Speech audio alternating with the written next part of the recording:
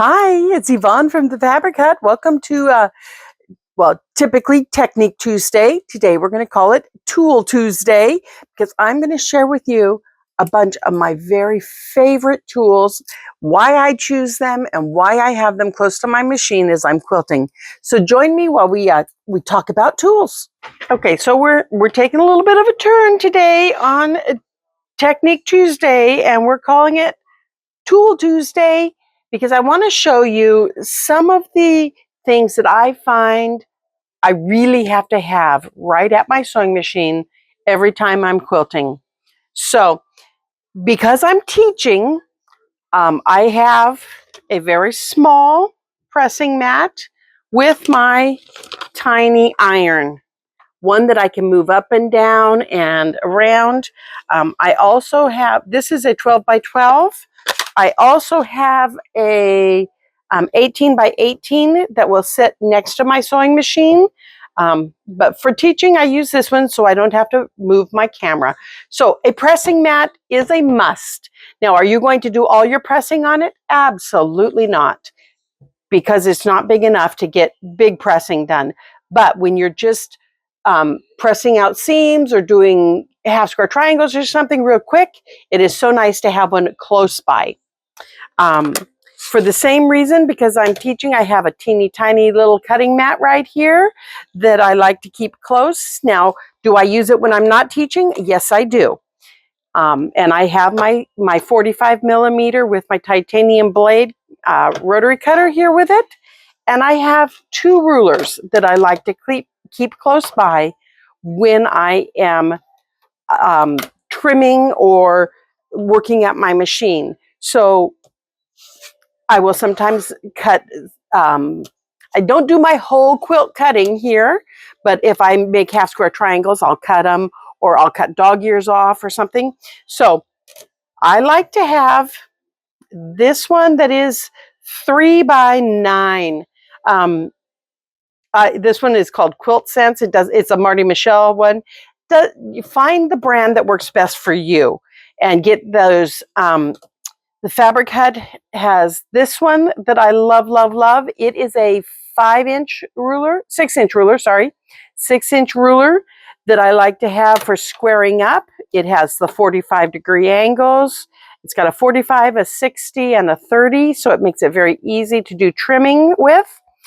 So I keep these close by. Actually, other than the cutter goes right here under my machine, but the rest of them, I have a little stool under my sewing table that they sit on. Okay, so that's teaching stuff. Now, just for my regular sewing, for when I am quilting and having a day in my room doing what I love, this is what I like to have at hand all the time. I love my little snippies. These little snippers, well, I keep three pairs of cutting implements close by. So I have a command hook. Let me move my thing. I have a command hook over here on the side of, well, you can't see it, over on the side of my sewing machine that I hang this little green pair of scissors from. These are simply thread snips. If I have to get in and cut a really fine point in something, these are perfect. They are not necessarily great for cutting dog ears. I like them because they have a nice big handle. So a good pair of ultra sharp small scissors, okay?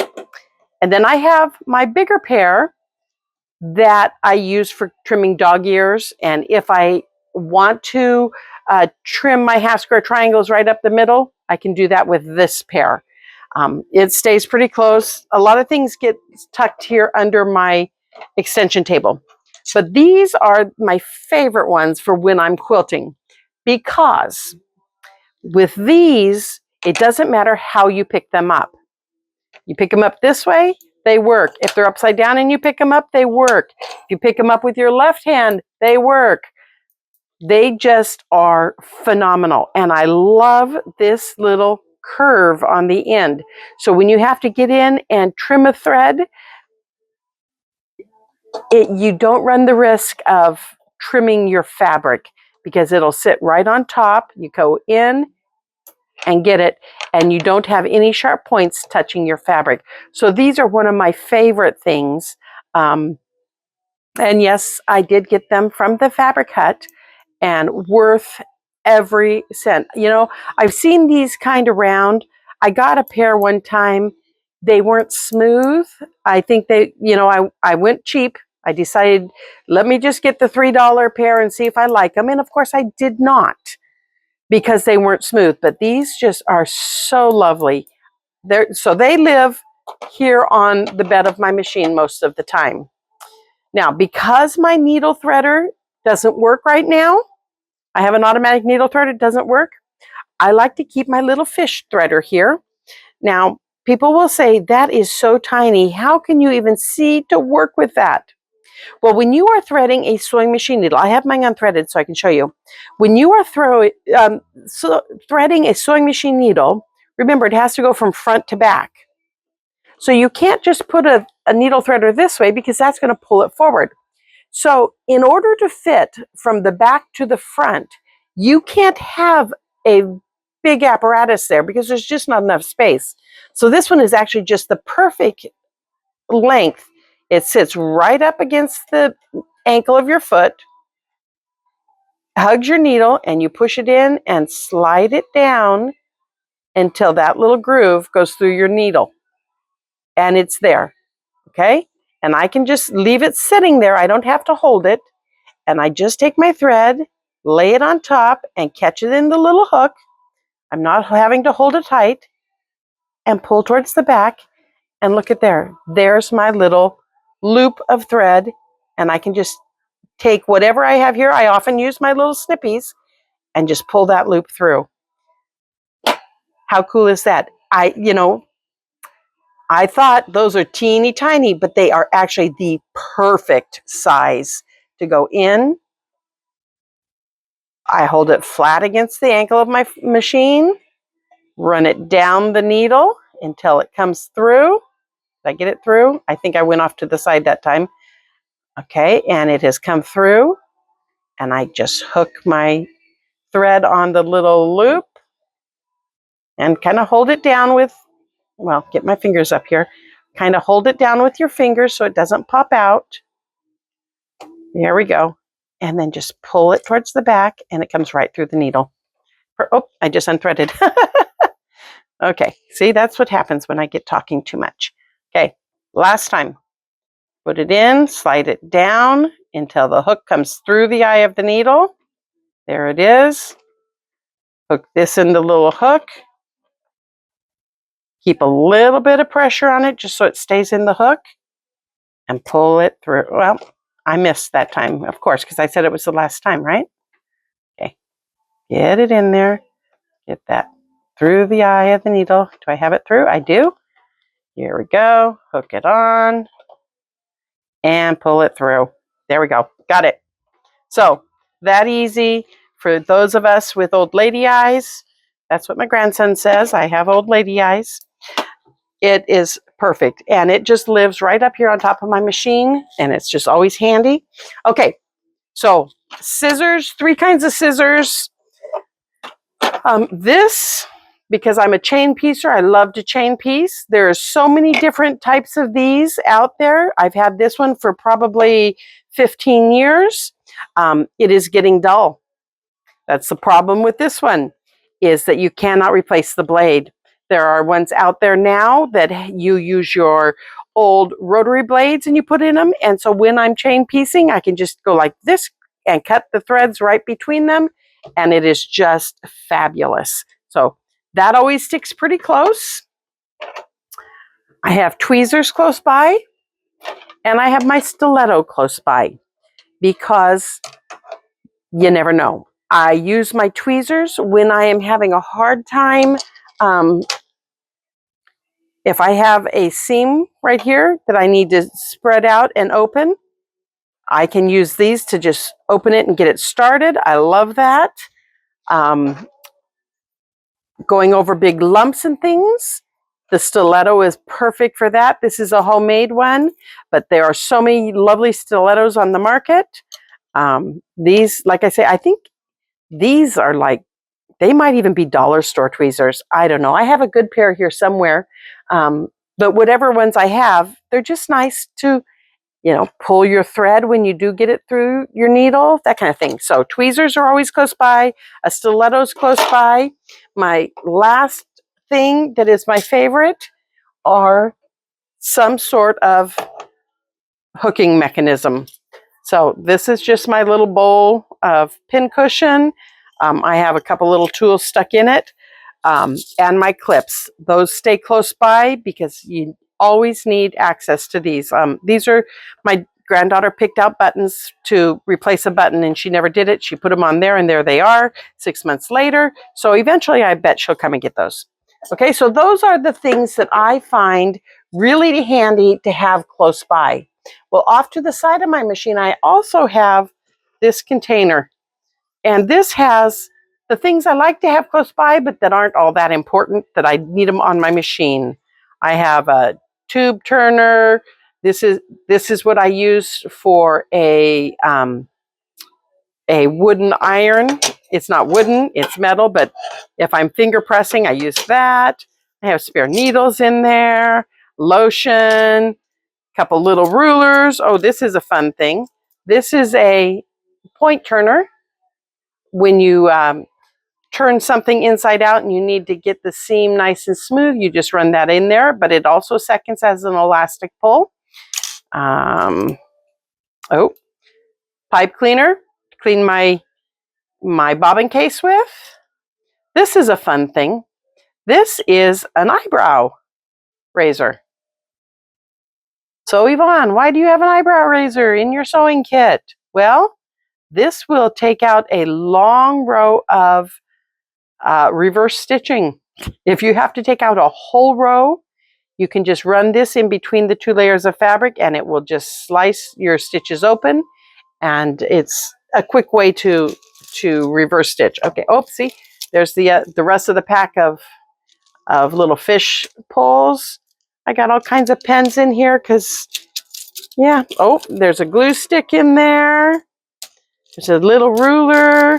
Oh, here, this is my also fun one. Here, this is my hand sewing needles right in there.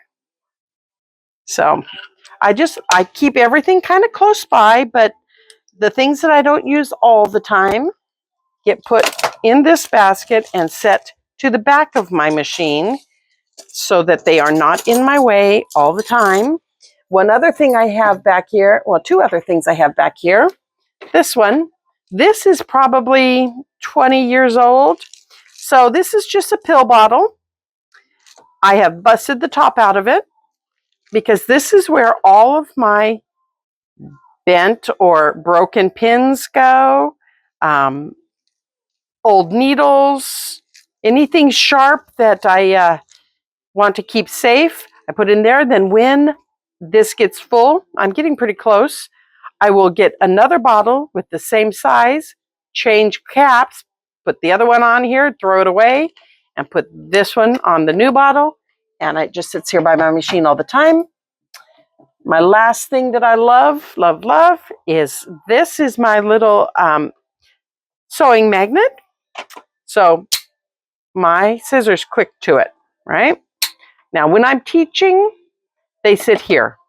When I'm sewing for myself, they're on this.